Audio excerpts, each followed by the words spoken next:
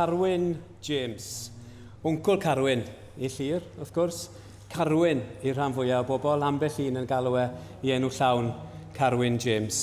Ond beth bynnag yw'r ffordd oedd e'n cael ei gyfarch, neu ni'n sôn amdano fe, roedd e'n enw oedd yn enyn ymateb. Doedd neb fel medde rhai, y maestro, medde eraill. Dyn o flaen ei amser. Dyn oedd yn gwybod shwd oedd trafod pobl. Boi hoffus iawn. Doedd neb fel Carwyn. Dyna sylwadau sy'n ddigon cyffredin i'w clywed. Ac os oedd rhai am gamu tymed bach yn bellach i fewn i ddeall personoliaeth Carwyn, ond nhw'n gallu dod i fyd lle oedd ambell gysgod yn codi. Ond hyd yn oed wedyn, roedd y sôn amdano fe yr un mor wresog ac yr un mor gynnes. Dyn cymleth, medde rhai. Dyn unig. Treni na chafodd hyfforddi Cymru. Treni. Treni siwrd oedd yr undeb rygbi wedi ei drin Treni fod wedi gadael y gorllewin a symud i fyw yng Nghaerdydd yn y fflat. Treni beth ddigwyddodd iddo fe ar ôl iddo fe symud. Ac wrth gwrs treni siwrd buodd farw yn y diwedd yn 1983. Ac yn y cwestiynau yma'n codi un cwestiwn arall mawr. Oedd ganddo fe tybed frwydr seicolegol fewnol oedd yn rhwygo i uned yn yr un ffordd a'r salwch oedd yn rhwygo i grôn. Mae yna lot o gwestiynau am fywyd Carwyn, ond mae pob un yn dod o le da gan fod yn fwy oedd mor agos at galon Cymru gyfan. A dyna sylwedd y ddelwedd sydd gyda ni ohono fe 10 mlynedd ar hugain ar ôl iddo fe farw yn unig yn Amsterdam. Mae angen ateb i lot o'r cwestiynau yma, ac wrth i fi ddechrau yn gwaith ymchwil ar sgwennu'r cofiant, mae'n siŵr y daw rhai o'r atebion yn amlwg, ac y gewn ni atebion falle doedden ni ddim yn disgwyl. Ac mae'n eitha posib hefyd wrth gwrs na chewn ni ambell ateb rydyn ni yn disgwyl. Gewn ni weld siwr mae'r flwyddyn nesaf o ymchwil yn mynd. Ond beth bynnag, prynhawn ma, beth am ddod i nabod y dyn tymed bach yn well, trwy ddau oedd yn agos iawn ato fe am wahanol resymau. Un yn perthyn iddo fe, fe ni wedi clywed yn barod, ac wrth gwrs Delme. Gan ni clywed gan y ddau yn ddigon buan. Ond cyn hynny, beth am glywed geiriau y dyn i hunan? Fe ddechreuodd Carwyn sgwennu nodiadau hunan gofiannol. Yn anffodus, dath yr hunan gofiant yna ddim i glawr. Ond mae'r nodiadau yn dal gyda ni. Dyn nhw ddim yn cael eu darllen na'i clywed yn aml iawn, ond mae yna gyfle gyda ni i glywed i eiriau fe nawr. Ac mi'n ddiolchgar iawn i Fiona Thomas a Stuart Blackmore o gwmni Theatr y Phoenix yma yn Llanelli am ddarllen y darlleniadau. Felly dyma chi Carwyn yn ei eiriau ei hunan. Dwi'n began ar dad i roi gorau i warddio ac i roi gorau i edmygu'r mochyn mwyn i fi cael gweld y gêm. Dwi'n ofon watcho ar ben fy hun rhag ofyn i fi gwmpo trwy'r gap yn y clawdd. Dyna fy lle cwato yn y cae chwarae, a dwi ddim yn hoff o'r ddanad y poethion. Dwi'n dal yn ei law mawr, llaw glwr, a dwi'n teimlo'n saff. Dwi'n mwynhau edrych ar y dynion yn taflu'r bel o gwmpas, a dwi'n credu bod dad hefyd, falle bod i fab 2 blwydd oed mor dawel. Ond dwi ddim yn licio clywed y bobl yn gweiddi, mae lleisiau yn gwrs ac yn gyntefig, ac yn rhoi ofon i fi. Dwi'n casau amser chwarae. Mae rhaid i fi fel llaeth dwi'n ei gasau. Felly, dwi'n stwffio fy ngeg yn llawn bisgedi siocled cyn llyncu'r llaeth oer. Dwi'n teimlo'n sic. Dwi'n colli'r rhan fwyaf o'r amser chwarae, a rhan fwyaf o'r gêm hefyd, a dwi'n grac iawn. Dwi'n pwdi yn y wers ar ôl hynny, ac yn gwrthod gwrando ar Miss Jones Standard 2. Mae hi wedyn yn ei thymer yn fy ngiro ar gefn fy llaw. Yn Standard 5. Fy hoff brynhawn yw prynhawn Gwener, prynhawn o ddrama, cerddoriaeth a gemau. Dwi'n hoffi drama, heb law am yr adegau pan mae'r athro yn gofyn I fi wneud rhywbeth ar dden fy hun o flaen y dosbarth.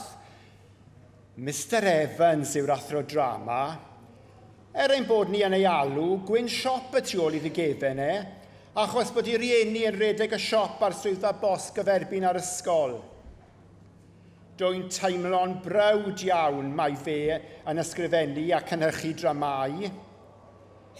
Mae fe fyd yn helpu Cecil James, cerddor lleor dawnus iawn, I gynhyrchu opera. Ac unwaith, ges I wahoddiad I gymryd rhan yn The Battered Bride gan Smetna. Mae well dy fi'r Welfare Hall na'r cinema, a dwi'n mynd i'r neuadd yn aml gyda mam I weld dramau, Dan Matthews, Edna Bonnell, Gwendy Evans ac Emlyn Williams. Ac ar un achlysur coddiadwy, fe nes I hyd yn oed weld Lewis Cassen a Sybil Thorndike. Dwi'n mynd I fy angladd cynta. Mae'n angladd fawr. Dim ond dynion sy'n na. Ac o ganlyniad, mae'r canu yn uchel iawn, yn tu hwnt o uchel hyd yn oed I gapel. Rydw i'n teimlo'n fach iawn ac yn falch fod dad gyda fi. Dwi'n edrych o gwmpas y galeri ar y siwtiau tywyll, coleri gwyn a theis di. Dwi'n teimlo fel cyfri'r creithiau di a glas sydd ar y wynebau ac ar y dwylo mawr sy'n cydio yn y tyflenni gwyn. Dwi'n cyfri creithiau dad hefyd. Dwi'n casau gwynt cyfoglyd lledr newydd ac oroglau bysys Western Welsh. Felly, mae stopio Nghaerfyrddin a Pontenllan mwyn newid bys yn ddigon derbyniol.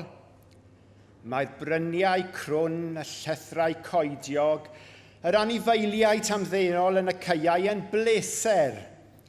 Ac mae cyrraedd Rhyd Lewis, pentre neu Ceredigion, lle cafodd mam ei geni, fel mynd mewn I wlad yr addewid. Dwi o hyd yn edrych mlaen yn fawr ato, gan aros ar ddi hun y noson cyn mynd. Fel ro'n I cyn noson nadolig neu noson cyn trip yr ysgol Sul. Ond roedd y teithiau nos yna yn fy ngwely ddim hanner cystel â'r teithiau go iawn yn y dydd. Wedi cyrraedd Rhyd Lewis, dwi'n mynd I Moelion. Ffarm lath yw Moelion, lle mae pawb yn siarad yn nerfus ac yn gyflym yn iaith fy mam ac Nghymraeg Moeliona. Dwi'n teimlo'n gwbl gartrefol, fel petawn yn Nant Oer, nofel deuluol roedd mam mor falch I ddarllen ohono yn ystod nosweithiau hir y gaeaf, cyn I ni gael y radio, a mae'n bod hi'n nabod Moeliona'r awdures. Dwi'n penderfynu'n bendant I beidio gweld gatre. Dwi'n 9 mlwydd oed. Mae'n bnawn Sadwrn yn hwyr ym mis Mawrth ac mae cefnithen gatre erbyn Trimsaran. Fy ngwaith I yw mynd I ôl y bêl o'r gerddi. Mae'r gerddi yn daclus iawn a dwi wedi cael orders bendant gan dat a'r cymdogion I droedion ofalus iawn ac I osgoi'r gwely winons yn ystod y gêm. Mae'r yslys dwi'n gwarchod dim ond rwy lathen o'r berth ar ddiwedd yr ardd. Felly, dwi'n cael fy ngadw yn ddigon bysi. Ni sy'n ennill, 5-4. Dwi'n rithro ar y gau I gasglu'r peli. Dwi'n derbyn fy misyn tair gan Lewis yr Ironmonger, ysgrifennydd y clwb. A dwi'n edrych ymlaen yn fawr iawn I wario nes ymlaen yn siop chips Eunice ochr draw i'r neuadd. Mae Dafydd Morris drws nesa, y dyn dwi'n mynd i'r cwrdd gweddi gydag ef, yn penglunio ac mae ei feddwl yn ymbalfalu am ei hoff idiomau diwiol wrth iddo fe beswch ac anadlu'n drwm rhwng bob cymal. Dwi'n teimlo'n nerfus ac eisiau helpu fe wrth I un ymadrodd y arwain at y nesa gan I fi ei clywed mor aml. Gyda'n llaw chwith dros fy wyneb, dwi'n gwahanu 2 fus yn Hugon Llydan I edrych ar fus mawr araf wyneb y cloc, a gafodd ei wneud yn Birmingham, ac yn nodi gyda ryddhad mawr wrth I Dafydd ddod o hyd i'w ail ger, bod 10 munud wedi mynd heibio. Dwi'n 10 ac yn standard 4. Mae ryfel mlaen ac mae gas masks dyn ni mewn bocsys carbod, llochesu yn ein gerddi a dad's armi talentog yn y pentre. Mae fy nad yn aelod brwd ohono ac wedi cael ei brofiad saethu gyda gwningod 10 Ceredigion. Mae'n fore llun. Yn sydyn, yng nghanol Syms, am 11 yn union, mae hwteri gwaith glo Cross Hands, Blaen Hirwaun a Tymble yn canu fel un band pres mawr yn y genedlaethol. Roedd y larwm wedi ei chanu, ac ar orchymyn llym Miss Rachel Ann Jones, rydym yn plymio o dan ein disgiau, a, o ganlyniad, yn colli'r hwyl I gyd.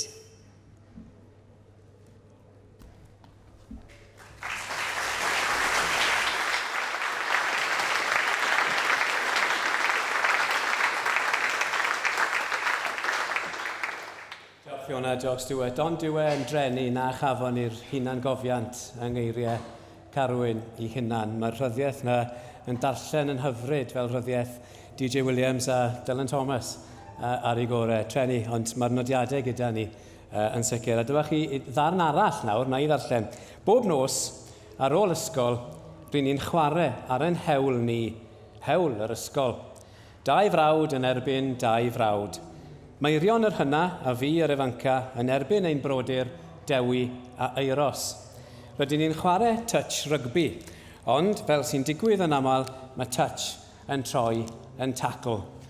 Ac mae'r 2 frawd yn mynd I cwmpa mas, mae Meirion yn ymladd Eiros, a dwi'n cico Dewi yn ei gos cyn ei baglu hi I gwato yn y cwtch dan star. Wel, mae'n yfrydwch I weid fod mab y brawd nath gico Carwyn yn ei goesau.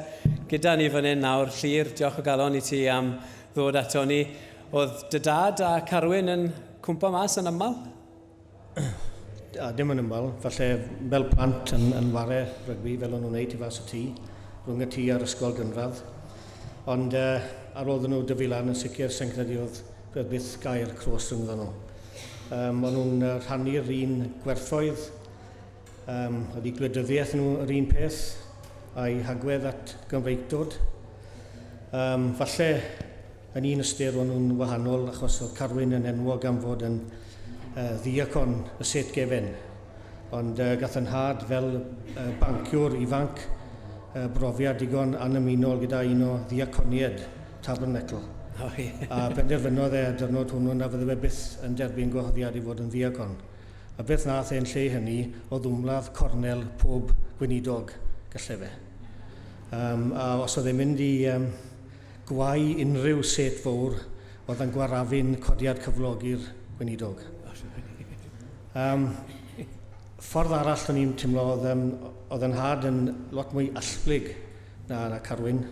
Oedd Carwyn yn fwy swyl, ond os oedd Carwyn yn fel petai yn gwisgo'r crys coch ac yn dangos i'r byd faint o Gymro oedd a oedd e'n Gymro mawr ac oedd y ddoi yn gwbl ddigyfaddawd. Oedd yn had wedyn yn neud lot yn y cefndir yn codi arian I achosion a oedd e'n rhan o bob neud pwynt o fod yn rhan o bob cymdeithas ble oedd e'n byw yn ymwedig yn Llandysil, ddim wedi bod yn byw ers hanner 100 mlynedd nawr.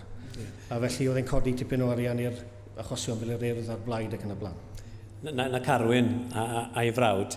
Ond beth am y 2 frawd arall wnaethon ni glywed amdanyn nhw yn y darlleniad fan'na, Meirion ac Eiros, yn arwyddocaol o ble oedd y 2 frawd mae'n dod, yn dod e? Wel, wrth gwrs pentre glofaol oedd cefneithyn, ond oedd e ar y ffin rhwng amaethyddiaeth a diwydiant. Bron y pentre mwyaf gorllewinol glofaol oedd I gael yng Nghymru. A oedd oedd Meirion ac Eiros yn byw ar ffarm. Felly yn wahanol i bron pob crwt arall yn y pentre, nid plant i lywr o nhw. A oedd hwnni'n eto yn cadw'r cysylltiad i fynd rhwng ble oedd dy ci wedi bod yn was ffarm yn Rhyd Lewis a wedi symud i weithio, a dath e mor agos a gylle fe i Rhyd Lewis a camu'r byd diwydiannol i'r petai. Felly yna pwy oedd y ddoi frawd, ond nhw'n byw ar ffarm Ffynnon y Cawr, oedd hynny rownd y cornel wedyn o'r ble oedd chi'r ysgol Rose Villa, le oedd teulu James yn byw, y Mans wedyn, a o'ch chi'n rownd y tro, a o'ch chi yn ffarm Ffynnon y Cawr. Ac mae'n arwydd y cawl, ti'n cyfeirio at Rhyd Lewis, mae yna fod Carwyn yn mynd yno bob haf, ac yn amlwg wrth i fodd yn mynd i wlad yr Iddewyd, fel o'n i'n clywed i eiriau fe'n dweud. Pam maen nhw'n gorfod mynd bob haf? Wel, yn gyntaf, mwyn cadw'r cysylltiad i fynd, wrth gwrs oedd mas oedd 6 oedd yn byw yn Rosevilla, dim ond Carwyn oedd wedi cael ei eni yng Nghefneithyn.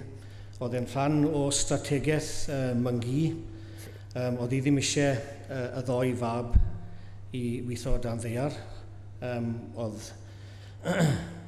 Achos oedd hi jyst yn moyn rhoi y cyfle, yr opsiwn i'r ddoi grwt i wneud rhywbeth arall, achos oedd hi'n gweld sut fywyd oedd hi ar dy ci, a bod e'n ddyn cydnerth 10-20 oed yn mynd dan ddaear yn wahanol i'r lot o'r lleill.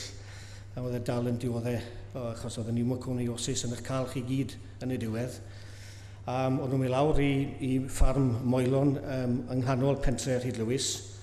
Gofynnes i yn had yn gymarol ddiweddar beth o'n nhw'n neud. O'n nhw'n helpu mas, o'n nhw'n gweithio ar y ffarm nawr, o'n nhw'n neud i'n byd. Dim ond cael ei sbwylo. Achos oedd nhw 2 whar gytre, oedd yn 10 mlynedd yn hun, o'n nhw fel cael tair mam, a o'n nhw'n cael ei sbwylo yn rhacs. A oedd i fynd nôl eto at yr ysgol Sul, o'n nhw'n mynd i ysgol Sul Hawen yn Rhyd Lewis. A oedd wedyn o'n mynd rhyw cwarter milltir lawr i Felin Brythdir. Oedd yr afon Ceri yn rhedeg trwy Felin Brythdir, a fyny oedd Aunty Maria na'i mam Marged yn byw. A na beth oedd nod y ddwy ma, o'n nhw'n gwahodd y bechgyn ar ôl ysgol Sul.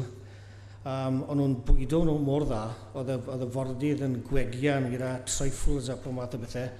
A os nag oedd y bechgyn yn hwdi mewn i'r afon ar y diwedd, o'n nhw ddim wedi bita digon. Ie, yn di bita digon, ie. Dyna'r prawf, ie? Iawn. Mae yna 2 gymeriad sydd yn allweddol y mywyd cynnar Carwyn. Nathon ni ddim clywed amdani nhw yn y darlleniadau fyna, ond dyn o'r enw Hayden Topotille a wedyn Lloyd Morgan. Y ddoi yn bobl dylanwadol iawn yng Nghefneithyn y mywyd Carwyn, ac ni'n dod yn agosach at fyd rygbi nawr trwyddyn nhw. Oedd y ddoi yn byw drws nesaf i gilydd ar hewl y baw. Mae Cymreithyn yn lleod yn yr ystyr bod y clwb rygbi ddim yn y pentre o gwbl, mae fe draw yn Garregollt. Mae rhwng y pentre a'r clwb rygbi oedd Hayden a Lloyd yn byw. Mae Carwyn wedi cyfeirio salgwaith yn yr ysgrifau at Hayden. Fe oedd yr seren y tîm yn faswr ac yn ganolwr ac yn ochr gamu'n berch chwaraewr talentog iawn. A oedd Carwyn yn cario ei sgidiau fe, fel oedd bechgyn yn ei prynu. Felly oedd a Lloyd a Hayden nawr yn mynd, a oedd Hayden yn serenu bron pob disadwn. Ond fe ddath y rhyfel. A ath Hayden fel nath yn had a Carwyn nes ymlaen i'r llynges. A oedd Hayden ar HMS Hood, y llong fwyaf yn y llynges. Ac yn mis Mai 1941, dryllwyd y llong yma, a 1,400 o ddynion suddodd y llong mewn 2 munud. A 1,400 o ddynion, dim ond 3 nath oroesi. Felly, na beth oedd tynged Hayden. Oedd Lloyd yn gymeriad mowr. Oedd wedi mynd i weithio dan ddaear yn 40. A beth i'r un amser oedd Hayden yn mynd i ryfel, oedd Lloyd yn dod mas o dan ddaear yn 10 yn unig. Oedd e'n beth o'n nhw'n galw'n 100%er. Oedd yn pneumoconiosis wedi mynd i'r ysgyfaint i'r fath raddau, oedd e ddim yn gallu gweithio dan ddaear ragor. A oedd gan Lloyd chwaer yn byw yn y pentre, oedd 6 o blant gyda hi yn cynnwys 4 o feibion. A oedd un o'r meibion hynny, fel oedd Carwyn yn cario sgidiau Hayden, oedd y crwt ma Nai Lloyd yn cario sgidiau Carwyn. Barry John oedd e. Yn anffodus, yn un ôl to am rhywun yn cael diffyg cyfle, gath Lloyd ddim cyfle na Hayden chwaith. Ond pan oedd Barry yn rhedeg mas yn 1966, i gael ei cap cynta yn ebyn Australia, oedd Lloyd yn ei fedd ys 3 blynedd. Felly, ni'n teimlo bod hanes y ddoi ddyn a, y ddoi gymydog ma'n ymgnawdoli lot o bethau oedd yn digwydd yn yr cymunedau yna ar y pryd. Wel, cam bach, diolch o galon Llyr, cam bach yw e o rygbi i Barry John ac o Barry John i Delme. Delme ni wedi deall lot am fagwraeth a chefndir teuluol Carwyn trwy Llyr. Ti'n cofio'r tro cynta i ti gwrdd fe? Oeddo, i'n cofio fi gwrdd Carwyn am y tro cynta. A roedd cynta wedodd e, a wyt parthin i Glyn Thomas. O'n i yn y nefi gyda di wncwl, medde fe, wncwl Glyn. A na fel dechreuodd y sgwrs yn fe. A oedd e'n gwybod bod fi'n dod o bentre Babell Lên. A o'n i wedi wared Alanelli am beth i 8-9 blynedd cyn i Carwyn i ddod i ymarfer yn Alanelli. O'n i'n nabod e'n dda, achos o'n i clywed lot o'i hanes e. A ddarllen y beth i fe, a o'n i'n gwybod bod e'n athro yn Landyfri, yn coleg yn Landyfri. A o'n i wedi cwrdd fe fan hynny, ond o'n i falch iawn i glywed pam ddath e i hyfforddi ni yn Parc Ystladau. Pwy waniaeth nath e pan ddath e yn 1969? Achos oedd yr holl syniad o hyfforddwr yn newydd, yn dod e ar yr adeg hynny? Mae'n ystyried yw e beth nath Carwyn. Pam dath e i Lanelli, oltrodd e ffordd o gêm o'n i'n ware yn Lanelli, a wy'n credu bod yr holl wlad wedi edrych ar beth nath e. O'n i'n llydanu'r bel lywer fwy na o'n i dan unrhyw fforddwr arall. A fel o'n i'n gweud, yn dechrau'r 70au, oedd pob un yn eisiau gweld Lanelli yn ware oherwydd taw Carwyn oedd yn i hyfforddi nhw na'r daff o ddagau. Oedd e mor dda am beth oedd e'n ei wneud. Oedd e wedi profi pwynt pan maen nhw'n dewis rhywun i hyfforddi y llewod yn 71. Oedd Carwyn ddim hyd yn oed yn hyfforddi wlad. Ond y fe dewisiodd nhw i hyfforddi'r llewod mas yn Seland Newydd, a mae hwnna'n gweud y cwbl yn fe. Oedd neb arall lan i safon e. A fe oedd yn aros mlaen, taw fe oedd yn hyfforddi'r gorau yn Gymru. Nath e newid eich ffordd chi o feddwl am y gêm, de? Oedd fel a pob un yn gwybod oedd Carwyn flynyddau o flaen i amser. Y fath o gêm o'n i'n ware yn Lanelli yn dechrau 70au. Wel, ath yr holl byd i ware rygbi yna mewn 2 blynedd, achos mi'n cofio fi mas i Seland Newydd.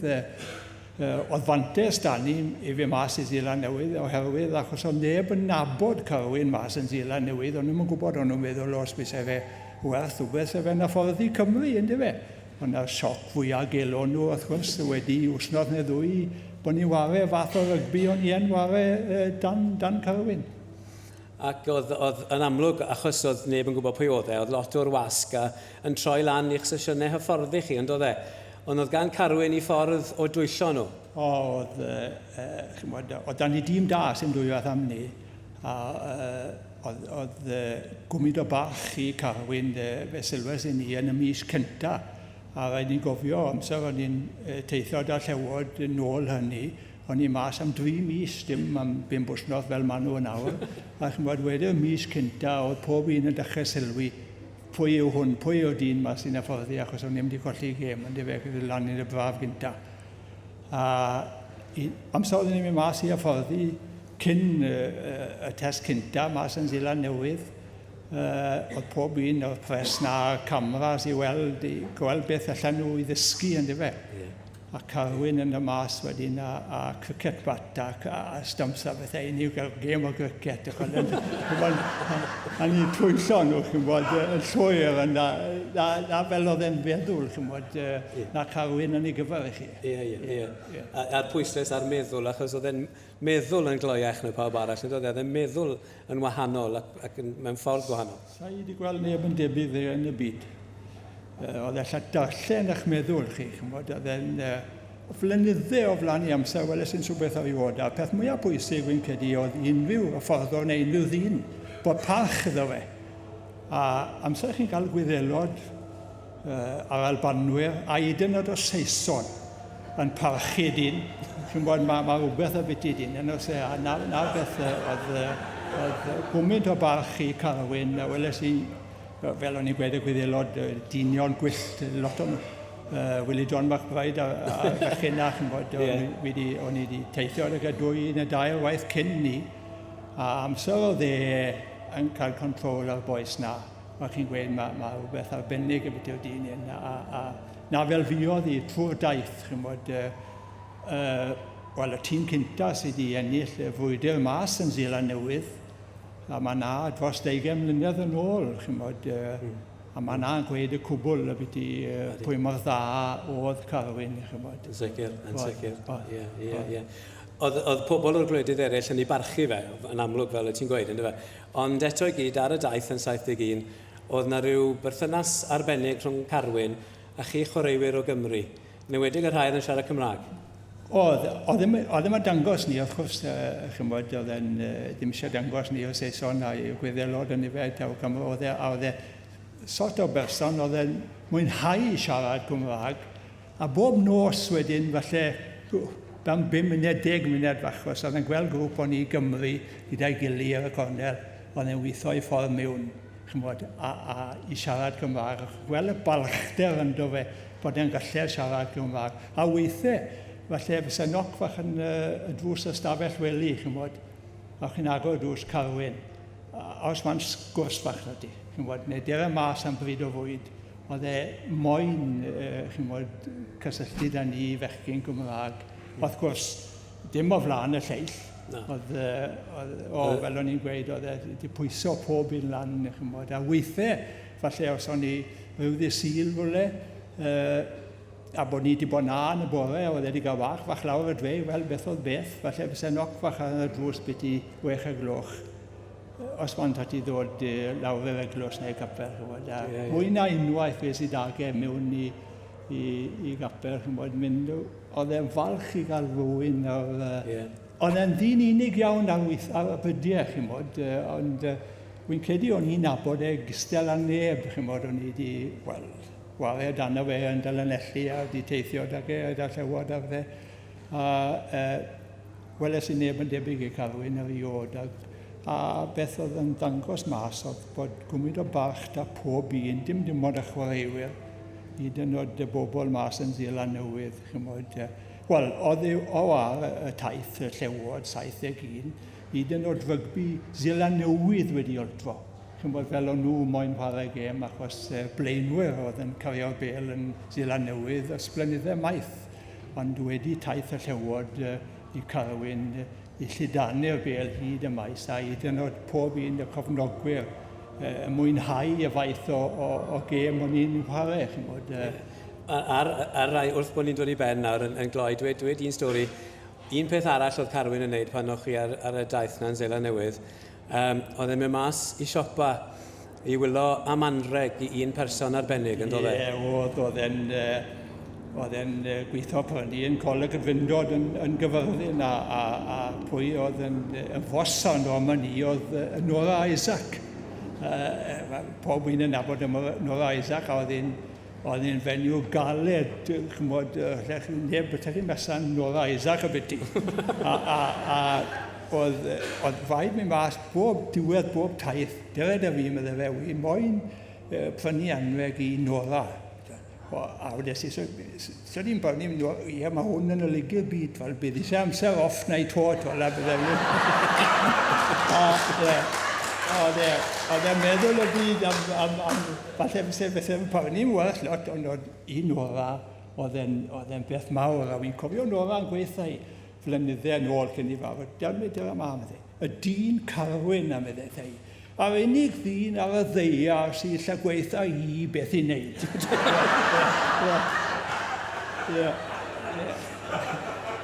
Yfryd, diolch o galon, Delme. Wrth bod ni'n gorffen, mae yna un peth gyda ti, Llyr. Os Chris gyda ti? Just i ni, ath Carwyn i'r Eidal yn 77 i hyfforddi. A mae yna gris arbennig fyna gyda ti, Llyr, yn ei orffen wrth i ti sôn am hwnna. Oedd rai o'r ffrindiau Carwyn, Angelo Morello yn arbennig, oedd wedi cymryd Carwyn dan i Aden. Oedd ei deulu wedi bod yn gyredig iawn i Carwyn tra oedd e'n Rovigo. A wedyn pan nes i gwrdda, Angelo rhyw 15 mlynedd yn ôl wedodd oedd e moyn dechrau rhywbeth i gadw'r enw i fynd, felly dechreuwyd ysgol rygbi Carwyn James. A fe gomisiynwyd englyn, a gofynnes i, mae tîmau o Gymru wedi bod yn mynd mas ers 15 mlynedd i dim bob blwyddyn, ond bron bob blwyddyn, i wario am glws Carwyn James am Pasg. A gofynnes i'r Quins gyfyrddin llynedd, roies i'r englyn ma ddyn nhw, a wedes i ble chi moyn yr englyn ma, oedd fel arfer ar gefen rhyw gris polo neu beth bynnag. A dyma beth ges i nôl, ond wedi roi'r englyn ar flaen y cris, felly dyma ni.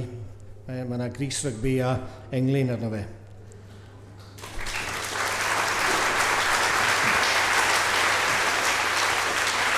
Ti'n darllen yr englyn? Ie. Englyn gan Carwyn Jones yw e. A mae mwy na gêm yw hi, mwy na champ, mwy na chair rhagori. Mewn byd hirgrwn un o ni, y gleision a'r galesu.